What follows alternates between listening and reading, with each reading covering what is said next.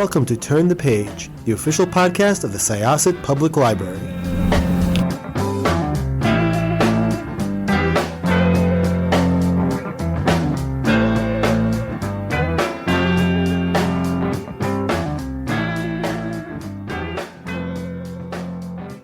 Hello, everyone. Welcome back to Turn the Page. I'm your host, Jen, and I am joined by a filmmaker who I've admired since my college days. He's here to talk about a new film that I just watched, and I had so much fun with it. Welcome to the show. Thank you for coming. Could I ask you to introduce yourself and your work today? Hello, my name is Lee Demarbre. I'm a director. I've directed now 8 feature films, about to start my 9th, starting with Jesus Christ Vampire Hunter in 2000 and leading up to my 8th feature film, which is about to be released on Blu-ray in a week, Enter the Drag Dragon. It is so much fun. And like I said, I encountered Jesus Christ Vampire Hunter in college, and it really opened up the entire world of like pulp and cult film for me, especially via, I was very lucky to be in college in New York City, and I had regular access to Kim's Video. And that was for me, like, opened up the world of cinema for me. So I was wondering if you could talk a little bit about like how you found your heart in cult cinema. I know that there's a cameo in this film of Lloyd Kaufman, and he's even wearing like a little I Heart Trauma sticker. So I wonder if that was in your genetic makeup. Could you talk a little bit about what led you here? Well, you bring up a lot of fond memories of Kim's because, so before going to university taking film studies, I took film studies at university here in Ottawa. I just said college university. It's separate in Canada. So I went to university, took film studies. And before that, I just sort of was passionate about Hollywood cinema. I didn't understand international cinema or Canadian cinema, which often feels like foreign films to even us. I know Americans appreciate Canadian films more than Canadians do. Canadians don't really watch Canadian cinema, but when I go to the United States and I meet cinephiles, they're all talking about Guy Maddin and Atom McGowan and David Cronenberg. It's like I don't have those conversations with Canadians. But I worked at a video store in Ottawa as well, and I love movies. And before that, my mother took me to see movies all the time in the theaters.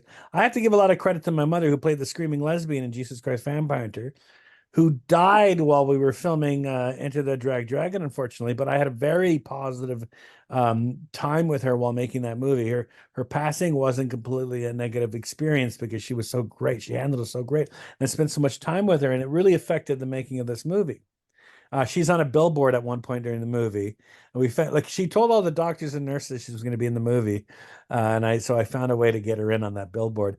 But so my mother took me to see movies. I fell in love with Hollywood cinema. I worked at a video store, and I went to Carleton, and I started hanging out with the fourth year students who all wore black and were all so cool, and they made loving cinema very punk rock. And twice during university, we went to New York City. And it was the first time I went to New York City without adult supervision. So I was allowed to go and do whatever I wanted. And I ended up at Kim's. And I remember I still have the Laserdiscs I bought. I still have some of the VHS tapes I bought from the Kim's. I remember coming home with Henry Portrait of a Serial Killer on VHS and Texas Chainsaw Massacre on Laserdisc, and being thrilled by that. But hanging around, I remember getting invited to a party. And I went to this party and I didn't know anyone there, and I was very shy. And there was a room with a TV and a VCR on a pedestal, sort of almost looked like an art piece. Like, look at the old TV and VCR. And I went into the room and I sat down, and on a loop, Kelly Neal, who runs the Ottawa International Animation Festival here in Ottawa, had put on a Betty Page burlesque video, a teaserama, one of the Something Weird video.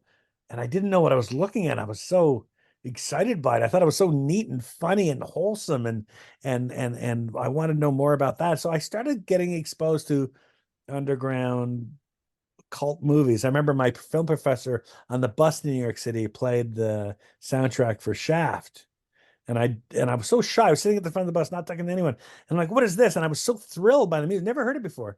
I went to the back of the bus, and my professor was smoking up with the students, and that's not my scene. And I said, what is this music? And he told me all about Shaft and the blaxploitation era, which I'd never heard of. And I came back, I went to Kim's and I bought everything I could find with the black face on it, like on the cover. We didn't have those at the video store here in Ottawa. The Shaft movies and Superfly and Dolomite, and I just was exposed to all that stuff. So, Kim's, and there was a few places like that in Ottawa, sorry, in Canada, that had places like, mostly in Toronto, there was Suspect Video and Queen Street Video. And, mostly in movie theaters, we saw new movies. Thankfully for video stores back in the day, you could discover things that you were too young to go see or probably weren't even alive to see. So to answer your question, I hope that answered your question. You bringing up Kim's and you being in Long Island, geez, New York City was almost like it was calling to me, going down there and discovering these outrageous movies. And Lloyd, I think you asked me about Lloyd and how I got Lloyd involved in the movies. It's funny, I went to the Slam Dance Film Festival with a movie I made called Harry Knuckles and the Treasure of the Aztec Mummy, which was a 25-minute short film that I made just before Jesus Christ Vampire Hunter. And we got accepted to Slam Dance, and we won a big award at Slam Dance for the spirit of Slam Dance. And Lloyd kept coming to see the movie. Lloyd saw more than once at the festival, invited me to come to Cannes with him. And I spent 2.5 weeks at the Cannes Film Festival helping to promote his movies and promoting mine. But really, it was a crash course on showmanship. You think about movie making, you think about, writing a movie, pre-production, production, and post-production. Not a lot of people tell you about how to get your movie out there in a big way, and Lloyd is I think maybe, the late great Roger Corman, who just passed, was the king of the B movies, but the king of showmanship in cinema is Lloyd Kaufman. I went to the Cannes Film Festival and everyone was promoting their art house movies. And down the hall, Lloyd Kaufman had all these naked girls running around, throwing up everywhere and bleeding, and they were promoting their movies. And I thought it was outrageously cool. And I thought it was like he was really making a difference. I watched them selling their movies, counting their money. Back then it was cash. They sold movies by the fistful. The whole thing of the cash in their hand. So Lloyd was just such a he's the one who gave me a kick in the ass to start making a feature film. And when I went to the Cannes Film Festival the next year with Jesus Christ Vampire Hunter, 2 years later, I brought a wooden crucifix and crucified a lesbian on the beach to promote the movie. And it really worked. We got on the cover of the French newspaper, and that's because of watching Lloyd do his crazy antics. So, and then Lloyd offered to be in my movie. I wanted to come up to Ottawa. I didn't pay him to come to Ottawa. I didn't put him up at a hotel. He just came to be in it. And he came to be in Enter the Dragon. He came to be in Harry Knuckles and the Pearl Necklace, which he's in. He's in Harry Knuckles and the Pearl Necklace. So he's always there, and I text him often. And I'm not. It's not like we're best friends. He does that with a lot of filmmakers. He's got a lot of, and you look, it pays off. James Gunn is one of those filmmakers he stayed chummy with, and now he's in every Marvel movie. Every Marvel movie now, everything that James Gunn's associated with behind the camera, Lloyd's got a cameo. So I don't know. I don't know what I would have done without Lloyd, because again, they don't teach you that in film studies. Yeah, I feel like you brought up Corman too, and it seems like this real spirit of like collaboration and mentorship, like in this sort of like fringe cinema and exploitation and in cult film, that doesn't always necessarily seem like it exists in this sort of more mainstream realm. Yeah, that's so interesting. So could you talk a little bit about then Enter the Dragon? This movie was so fun. I'd love if you could start by talking about casting, because it has a really great cast and it has a fantastic main character that's played by 3 people. So talk about a little bit, if you could, cast. The movie is, particularly the casting, really is a product of what happened, because we made this movie not only while my mother was. So I did a script reading with the whole cast and crew at the Mayfair Theater, where a lot of the movie is set. And we had a big long table, and I had spent so much money printing scripts, and we were all reading the scripts. And during the script reading, I got a call, and I was trying to ignore my cell phone, from Newfoundland, which is one of the eastern province in Canada, that my mother was dying. And so I found out my mother didn't have long to live while I was reading the script, and I kept doing the script reading. I didn't stop, didn't tell anyone. And a few days went by, and I told people I have to stop for a while. I need to deal with the situation. We'll make the movie still, but I need to deal with the situation with my mother. And Before that, actually, which is funny, originally the script for the movie was entitled Sneaky Tiger Fatty Dragon, which was it was going to be a martial arts film just with kids, and it wasn't going to be a kids movie. It was going to be an adult martial arts film with gangsters and violence and blood and guts and zombies and all that stuff. But kids would be playing all the roles of where the adults would be. They would be all the villains and the zombies and the heroes. And then I went to see the Rocky Horror Picture Show at the Mayfair. I was having a hard time pitching my movie to people. When we made Jesus Christ Vampire Hunter 20 years ago, and someone asked me, what's your movie about? I just said that, it's a kung fu action comedy horror musical about the second coming. And that's all I had to say to get people to want to be involved. With the kids' martial arts film, I would pitch it to people and I could tell them by looking in my face that they didn't give a shit. I remember talking to my musician and about scoring the movie, and he started looking elsewhere and started another conversation. Like, no one cares about my kids' movie, and it was bothering me. I went to see Rocky Horror Picture Show, and at the Mayfair, Rocky Horror Picture Show is performed once a month, has been for 13 years, and the front man is this guy named Sam Kellerman, who plays the lead, Rocky. And so he's amazing on stage. You've got like 100 drag queens running around stage, but your eyes always focus on Sam. And Sam has really good taste in movies and pop culture, and he's so fun to talk to, and he's really, really genuinely funny. And he was talking to me about after a screening of Rocky Horror, I went back to drink some beers with my friends, Phil Caracas, who played Jesus in particular, at the bar. And there was a hockey game on. Everyone was talking to me about movies, and my mind was on Sam. And I thought, wait a minute, I shouldn't cast kids in this movie. I should cast drag queens in this movie. And it was Sam that made me switch the genre. And all of a sudden, not only did I have this kind of cool premise, now I can pitch my movie as a kung fu action comedy horror movie about a drag queen. I can call it. I have a good title now too. Enter the Drag Dragon, which is a spin-off the title that Sammo Hung made, which is a parody of Bruce Lee's Enter the Dragon. Sammo Hung made a movie called Enter the Fat Dragon. So this would be Enter the Drag Dragon. I could have drag queens in the martial arts role. Now, to go back to the audition story, I had all my friends there. We were going to make this movie. My mother was going to die. So I had to slow down, and we only shot on weekends here and there. And Sam got a job. Sam Kellerman got a job. He works at a funeral parlor, and it's his dream job. And he wasn't available all the time. And I said to Sam, I need to be able to keep making this movie here and there. I'm going to lose my mind because I'm always at the hospital. So it came to me, what if each act of the movie had a new drag queen? What if I had 3 different drag queens for each act?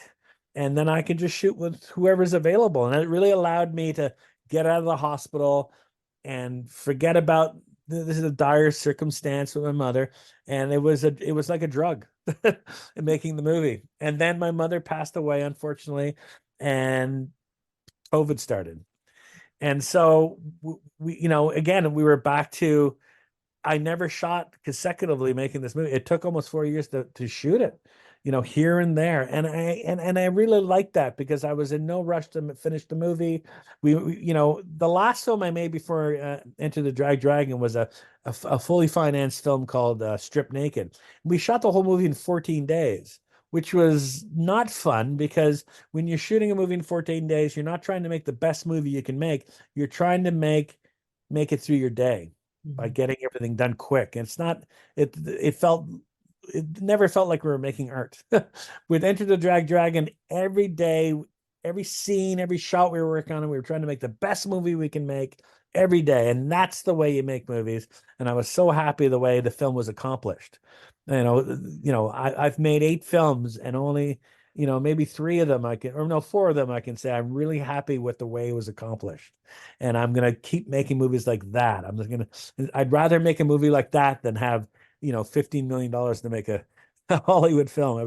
It was so infectious being on set, and I miss it. Yeah, especially it seems like this must have been an incredible amount of freedom. after, making movies with other people's money, as you said. And I'm wondering how all this works together, because I saw in another interview that you referred to filmmakers having their own penmanship, which I think is a really nice way to say it. And do you feel like, both the type of cinema you're making and the type of like theater that you are working with and helping run and program, like cater to movies with a stronger penmanship, because like when you think about Marvel, like they all sort of write in the same hand, or like maybe some are bold and some are italic, but they're the same font, like. Well put. Yeah, I think it's hard to say that with new movies, and it's hard to say that with my own films. Mm. I can't tell I have a penmanship. That's up to you. But Mm. I certainly, the way I program movies at the Mayfair Theater, and I'm the co-owner of the Mayfair where we shot most of the movie. I certainly, when I'm programming rep movies, you can tell that. New movies, if there's a new good art house movie, a good new documentary, we'll show it. But we're showing Santo next week. We're showing my favorite Santa movie, Santo versus Dr. Death, and I'm showing that movie because I'm about to make my 9th feature film, and there's a Mexican wrestler in the film. So I'm showing that so my cast and crew I didn't advertise this. I didn't tell all of Ottawa, come see Santa because I'm making a movie about with Mexican wrestling. I'm showing the movie so I can invite the actors to come see what kind of movie I want to make. At the same time, I hope Ottawa thinks, wow, they're showing a Mexican wrestling movie at the Mayfair. How cool is that? So certainly, yeah, it's fun in the spring and the summer is fun at the Mayfair showing movies because we're really busy fall and winter, and things slow down for us in the spring and summer because families are at their cottages. All of a sudden competing with big blockbuster movies at the multiplexes. So I can show rep movies for an older demographic. So in the fall and the fall and the winter, we normally show we cater to the college students. The Thing, Georgia Romero, Lloyd Kaufman. But in the summer, I can cater to an adult audience, and it's a little bit more fun. I can show like a Fritz Lang retrospective, or Lupita, no, sorry, Ida Lupina we did last summer, and so it's fun taking a filmmaker and showing their work. And I'd like to think when they, after seeing 4 or 5 films from the same filmmaker, you can see that penmanship, and it's really exciting to see it. It really makes filmmakers stand out from each other.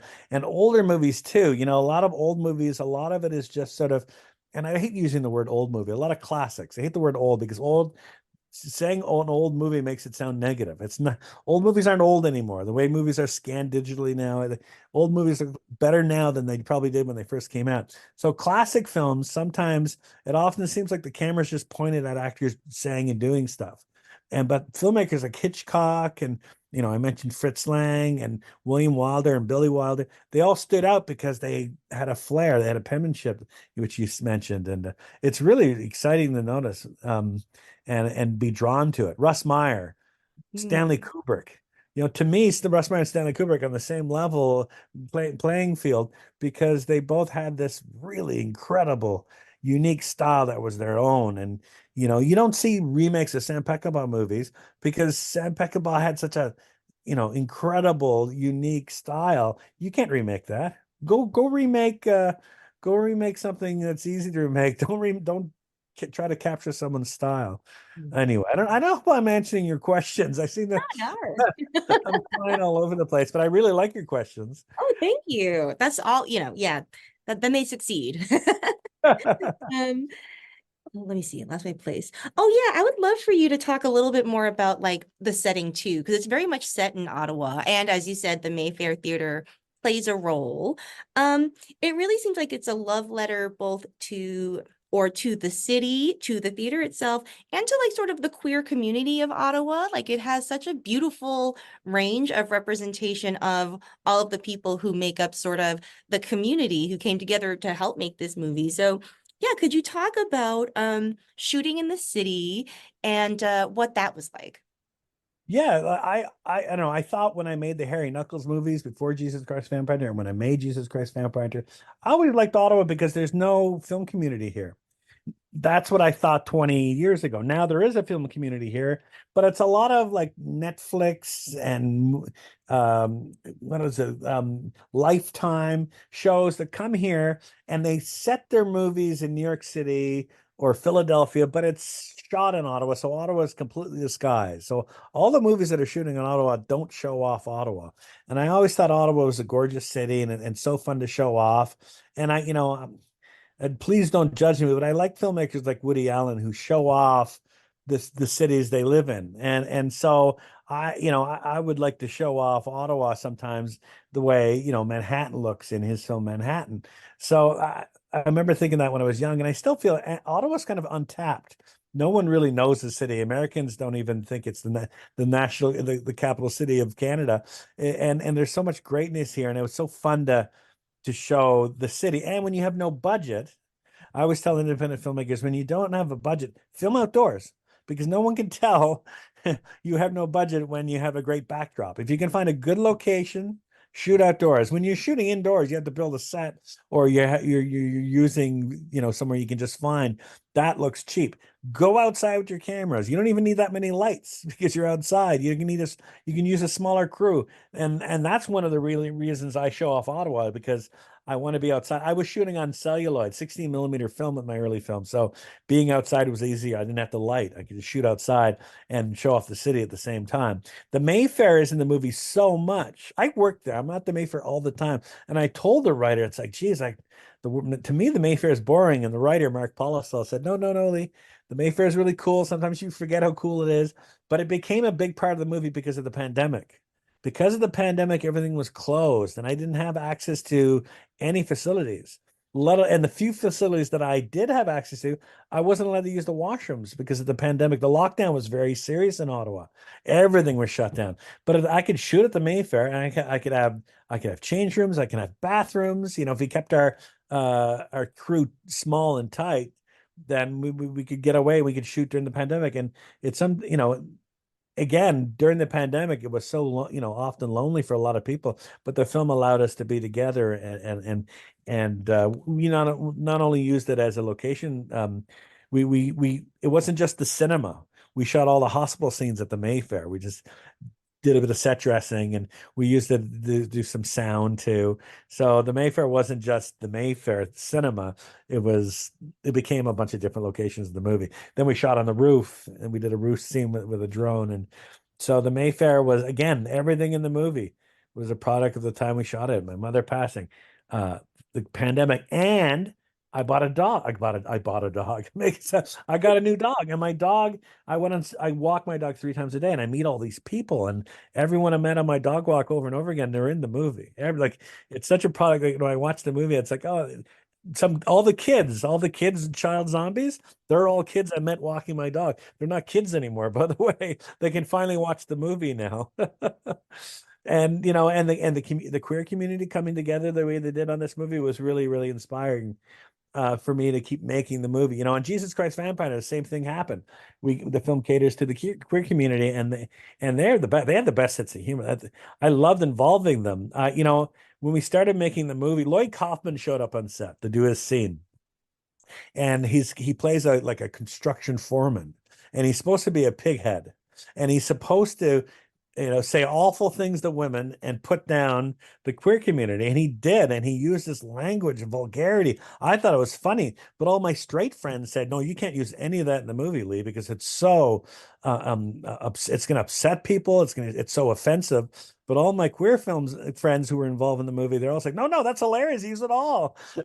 Because the queer community is so much more open-minded about these things. And it just kind of gave me freedom. There's so many dicks in the movie. There's so much phallus in the film. And I started making the movie. I just thought it was silly.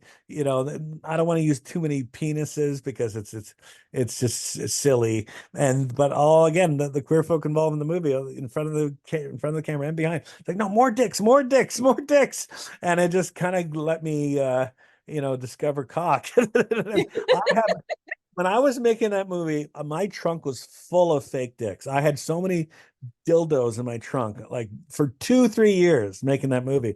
I always, because I was using so many dicks at the cock chucks, and I had like a couple of pair of cock chucks, and I had, all the dicks they kept in his basket in his wheelchair. And so, I thought if I get into a car accident on the highway, my car rolls a few times and the police find me and they pop the trunk, they're going to think I'm a weirdo. And now the movie's over. I still have all the dicks. I still have a big bag of dicks in my basement here, and I don't know what to do with them, but I really like them. I thought I'd try to sell them on, Amazon as slightly used. Yeah. Oh, that is so funny. Oh my gosh. Yeah, it is. Oh my gosh, it is so much fun. And I love that sort of like yes and spirit that it seems like a lot of the cast brought to it, because I Yeah. was thinking that you probably need performers who are like a little bit willing to go with the flow and to sort of like, change what tack in the moment and stuff like that. It seems like a Oh really yeah. fun, just sort of collaborative. I was very lucky to have the people in front of the camera and behind the camera working on this movie, like Jade Lunder, Matt Miwa, and Sam Kettleman, who all played Crunch, just brought it. And they had a lot of fun. Sam early on, because Sam read the script early on when it was a kids movie, and then I changed it to a drag queen. And we didn't change much of the script at all. It was just instead of a kid, it's now a drag queen. And he told me that what he liked so much about the new script is that it's not about Crunch being gay. It's not about him, there's not a coming out of the closet moment. There's nothing. It's just he's just the drag queen in this series of events, and that's what he loved about it. And I think maybe that's what's so funny about the movie too. It's not about being queer. It's just like, of course, a queer character playing the lead role. It's like if Indiana Jones was, queer, or James Bond was queer, and it had nothing to do with him being queer. It was just the same movie. That's what sort of it is. And then I mean, Jade was so good at improvising stuff. If she was off the script, she just came up with so many great things. And Matt Miwa, who plays the third act Crunch, he's just so physically funny. And I also like having three drag queens play the same character, because it becomes sort of a pageant. It becomes, after the movie, people often say who their favorite drag queen is and why. And it's like bringing three drag queens out on stage and saying who's your favorite. Like a lot of that show, a Oh, lot of yeah. the drag performances is like a number of drag queens up for a talent show. And watching the movie, it kind of comes off like a talent show in a way. And we have a drag king in the movie who, I had to be explained early on what a drag king was. I didn't even know drag kings existed, but now I love them. So drag kings make me so happy. They're so cool. We're gonna put a drag king in the new movie too. Anyway. Oh, that's fantastic. Yeah, it is so much fun. And oh my gosh, the music too. Like both the music written for the film and the music that you use from other things and from previous of, other films of Yeah. yours. So all come Yeah, wow. Thanks for noticing all that stuff. no problem. I always find the music's better than the movie. I always think the best thing about the movie is always the music, and it just brings the movie up to a different level. I'm so thrilled to be able to know so many great musicians in Ottawa. That's awesome. Well, thank you so much for coming to talk to our show. This has been an absolute pleasure. And, I hope that maybe you'll consider coming back when your ninth movie is out in Yes, the world. we were trying. Lloyd Kaufman was trying to get me a screening in New York City at this place called the Film Noir Cinema. Yeah. Oh, yes. Yeah, it I've been didn't work there. out. I'd love the show there. Either Drag Dragon, or the new movie is called Dictos, which is a pseudo sequel to Enter the Drag Dragon. It takes place during the same week as Enter the Drag Dragon, Oh, which I guess maybe also takes place during the same week as Jesus Christ Vampire Hunter, because there's characters from Jesus. I don't know if you noticed the Cherry's Jubilee is from yes. Jesus. Yeah. It's the same prop. Mm. Yeah, Extended cinematic universe. I'm crying. Yeah. Well, thank you again. I am so excited for Very our much. patrons to see this. It's been really great. Thanks. Thank you very much. I appreciate your support. Oh, you're welcome. Okay, listeners, it's time to close this chapter. Thank you for joining us. Bye. It's time to close this chapter of Turn the Page. Join us for the next episode.